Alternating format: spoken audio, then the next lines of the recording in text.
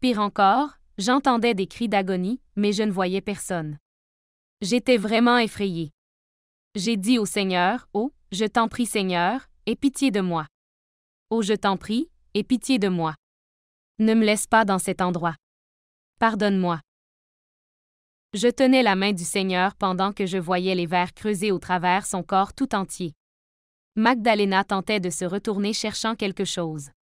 Une fois de plus, j'ai demandé au Seigneur, « Seigneur, est-ce que cette personne te connaissait? » Et le Seigneur m'a répondu, « Oui, cette personne me connaissait. » Magdalena regardait aux alentours en disant, « Seigneur, où est cette femme qui me parlait de toi? Où est-elle? Je suis en enfer depuis 15 ans. » Toutes les personnes en enfer se rappellent de tout. Magdalena continua à dire, « Où est cette femme? Je ne la vois pas. » Je savais que son corps ne pouvait pas se retourner car sa chair demeurait dans la même position.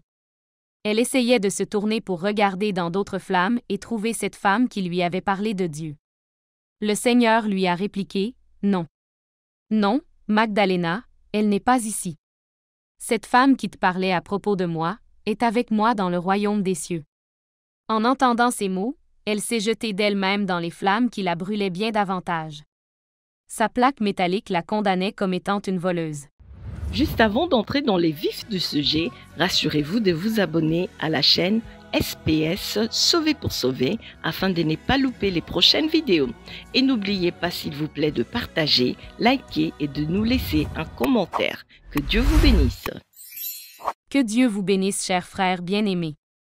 Dans la parole de Dieu, lisons Psaume 18:10, « Il abaissa les cieux et descendit, il y avait une épaisse nuée sous ses pieds. Lorsque le Seigneur a étendu sa main vers la mienne, j'ai agrippé sa main et nous avons commencé à descendre dans le tunnel. Le tunnel s'obscurcissait de plus en plus à un point tel que je ne pouvais plus voir mon autre main. Soudainement, nous avons passé quelque chose de noir et scintillant qui faisait du bruit. La noirceur était si dense que vos mains ne pouvaient pas trouver les murs du tunnel. Notre descente fut si rapide, j'avais l'impression que mon âme se séparait de mon corps. Peu de temps après, j'ai senti une odeur de pourriture, comme de la chair putréfiée. Cette mauvaise odeur empirait à chaque seconde. Ensuite, j'entendis la voix de millions et de millions d'âmes. Ils criaient, pleuraient et gémissaient sans relâche. J'étais si effrayé que je me suis tourné vers le Seigneur et lui ai dit, « Seigneur, où m'as-tu emmené?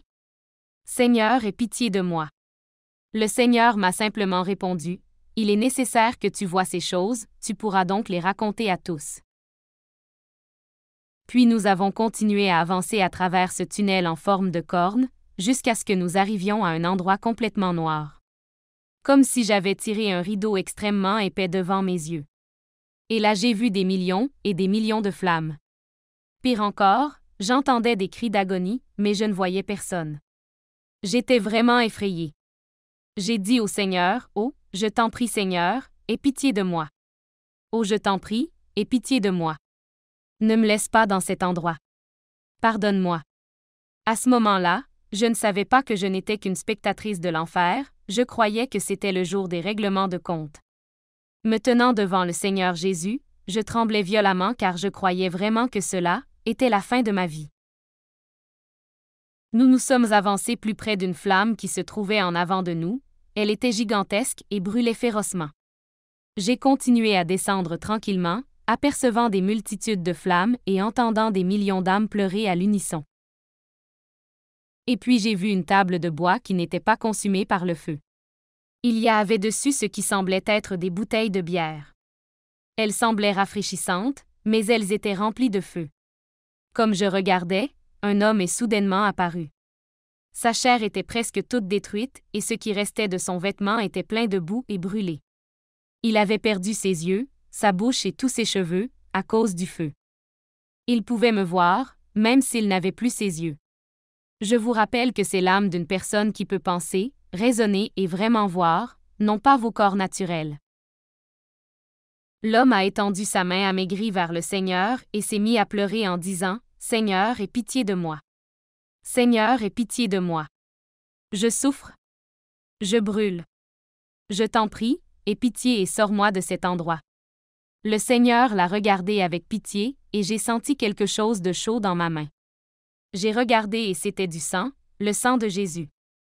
Le sang du Seigneur provenait de sa main pendant qu'il regardait cet homme souffrant, englouti par les flammes. Puis l'homme a tourné son regard en direction de la table et marché jusqu'aux bouteilles. Il s'est emparé d'une bouteille mais pendant qu'il s'apprêtait à y boire, du feu et de la fumée s'échappaient d'elle. Il a reculé sa tête et s'est mis à hurler comme je n'avais jamais entendu auparavant. Il criait avec une telle douleur et une telle souffrance, puis il s'est mis à boire ce qu'il y avait dans la bouteille. Mais la bouteille était remplie d'acide et sa gorge fut complètement détruite par cet acide. Vous pouviez voir l'acide passer à travers son estomac et le ravager. Le chiffre 666 était gravé sur le front de cet homme. Il y avait une sorte de plaque de métal sur sa poitrine qui demeurait intacte malgré les verres ou la chaleur du feu. Il y avait certaines lettres écrites sur la plaque, mais nous ne comprenions pas leur signification. Le Seigneur, dans sa grande miséricorde, nous en a donné l'interprétation. Je suis ici car je suis un ivrogne. Il implorait le Seigneur pour de la pitié, mais la parole de Dieu est très claire lorsqu'elle nous dit, dans 1 Corinthiens 6:10. Ni les voleurs, ni les cupides, ni les ivrognes, ni les outrageux, ni les ravisseurs, n'hériteront le royaume de Dieu. Au milieu de tout ça, alors que toutes ces âmes en enfer hurlaient, j'ai demandé au Seigneur, s'il te plaît dis-moi, est-ce que cet homme te connaissait? Était-il au courant de ton salut? Tristement, le Seigneur m'a répondu, oui Loup, il me connaissait. Il m'avait accepté comme son sauveur, mais il ne me servait pas à ce moment-là, je me suis senti encore plus apeuré. Louis pleurait encore plus fort et criait, Seigneur, ça fait mal. Ça fait mal. Je t'en prie, aie pitié de moi. Il étendait sa main vers le Seigneur, mais c'est ma main que le Seigneur a pris à la place et nous nous sommes éloignés des flammes en marchant. Les flammes qui consumaient Louis sont devenues de plus en plus violentes et il pleurait encore plus fort, aie pitié de moi Seigneur. Aie pitié de moi. Il fut alors perdu dans les flammes.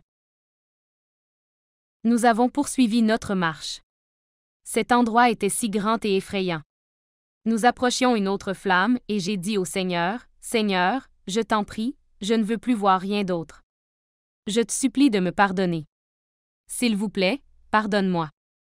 Je ne veux pas voir ça. Alors j'ai fermé mes yeux, mais qu'ils fût fermé ou ouvert, je voyais quand même. Cette flamme baissait lentement et j'ai commencé à entrevoir une femme. Elle était couverte de boue et la boue était pleine de vers. Il lui restait très peu de cheveux sur la tête et son corps était durci par cette boue infestée de vers. Cette femme était consumée par les vers qu'il y avait partout sur son corps. Et elle criait, Seigneur, aie pitié de moi. Seigneur, aie pitié de moi et pardonne-moi. Regarde-moi. Ça fait mal. Aie pitié de moi. Enlève-moi ces vers. Sors-moi de cette place de tourment car ça fait tellement mal. Le Seigneur l'a simplement regardé avec un grand chagrin. Lorsque nous tenions sa main, nous pouvions ressentir la douleur et la peine dans le cœur du Seigneur pour toutes ces âmes perdues qui brûleraient dans le feu de l'enfer pour l'éternité. Cette femme n'avait pas de yeux ni de lèvres, mais elle pouvait encore voir et ressentir, la douleur était plus grande. Elle avait une bouteille pleine d'acide dans les mains, mais elle croyait que c'était du parfum. Je pouvais voir que c'était de l'acide et que ça brûlait son corps chaque fois qu'elle le vaporisait. Malgré tout, elle continuait encore et encore à vaporiser cet acide sur son corps. Elle persistait à dire que c'était un parfum très coûteux. Elle croyait également qu'elle portait un magnifique collier, mais je voyais un serpent enroulé autour de son cou. Elle croyait qu'elle portait des bracelets de grande valeur, mais je voyais qu'en réalité, c'était des vers de 30 cm, un pied de long qui creusait voracement dans ses os. Elle disait que ses bijoux étaient tout ce qu'elle avait, mais moi je voyais des scorpions et des vers partout sur son corps. Elle portait elle aussi une plaque métallique que tout le monde porte en enfer. Il était écrit « Je suis ici pour vol ». Cette femme n'avait aucun remords pour ses péchés. Le Seigneur lui a demandé « Magdalena, pourquoi es-tu ici ?» Elle a répondu « Moi, ça ne me dérangeait pas de voler les autres. La seule chose qui était importante pour moi était mes bijoux et me procurer des parfums coûteux. Ça m'était égal qui je volais, en autant que j'avais fière allure. Je tenais la main du Seigneur pendant que je voyais les vers creuser au travers son corps tout entier. Magdalena tentait de se retourner cherchant quelque chose.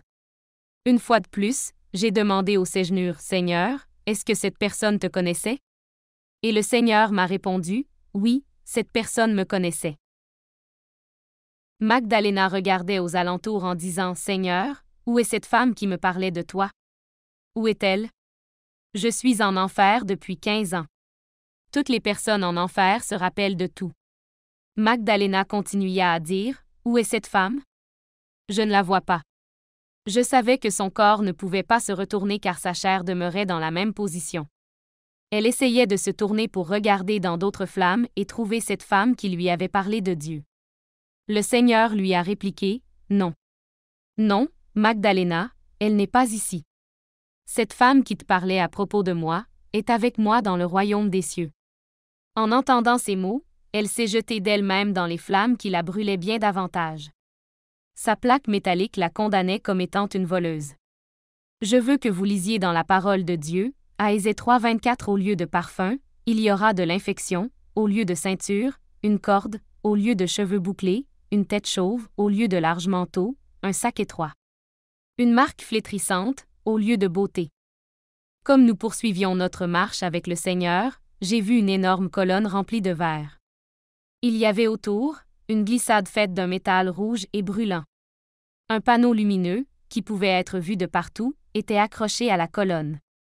Sur ce panneau on lisait « Bienvenue tous les menteurs et les colporteurs, au bout de la glissade, se trouvait une lagune bouillante. » Elle ressemblait à du soufre brûlant.